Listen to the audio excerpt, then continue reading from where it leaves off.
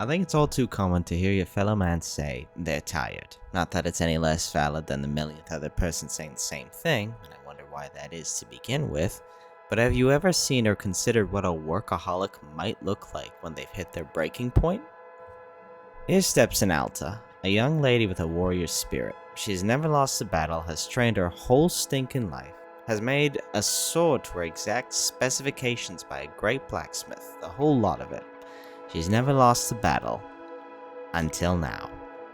One loss became two losses became three, and soon Alta found herself strayed far apart from the path of being the undefeated warrior by her onlookers.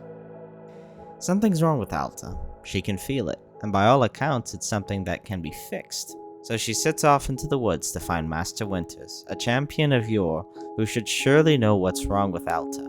Heft consumes her not long into her trek, however, and very soon, and some headbangs later, she finds herself a gardening, customer servicing, tea-making unit at Wanderstop. Developed by Ivy Road and published by Annapurna Interactive, players will take on the role of Alta as she dons the robes of impromptu rehabilitation, and maybe, just maybe, might come to the realization that she might be her own problem.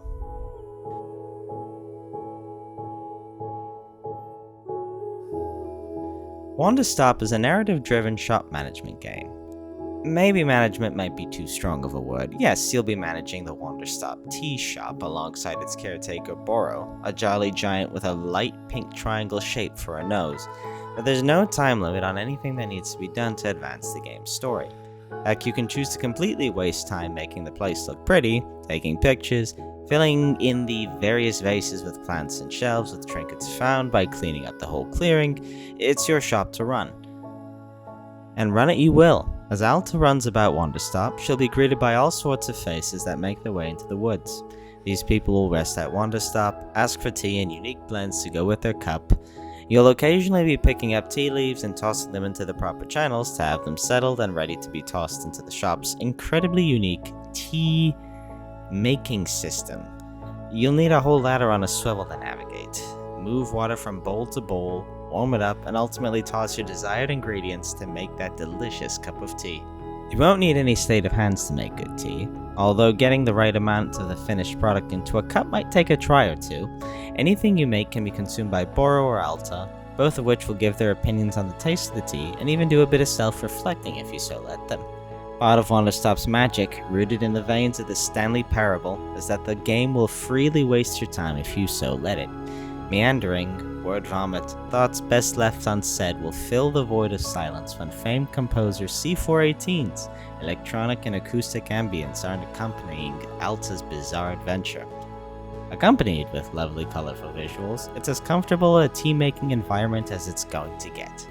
As you might figure, this tea shop and the surrounding area are a bit magical. Alta can't escape it if she tries, and the people who wander in are also intertwined with the place.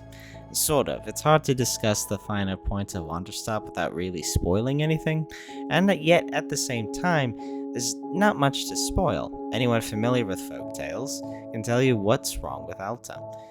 She's brazen, rash, likely has a pipe jammed up where the methane freely escapes at the worst of times. She's razor focused on one goal, to be the best that ever was and to never accept failure. Oh gosh, I wonder how this is going to play out. Wanderstop doesn't tell a brand new story, rather it has a unique way of showing it. Mechanically, you are obligated to complete the tasks at hand, but you want time to do so. You can do it at your own pace, let the mind wander, so to speak. And you might say, well, that's not all that unique, lots of games do this, and you'd be right. The hero can be excused to complete fetch quests worth their time, while the fate of the world is crushing their shoulders like a forgotten tofu panini on a sandwich press.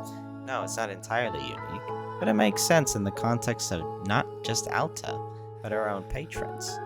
Ivy Road brings up the question, is something wrong with me? Something we might all ask ourselves at one point. We're probably narcissistic if not.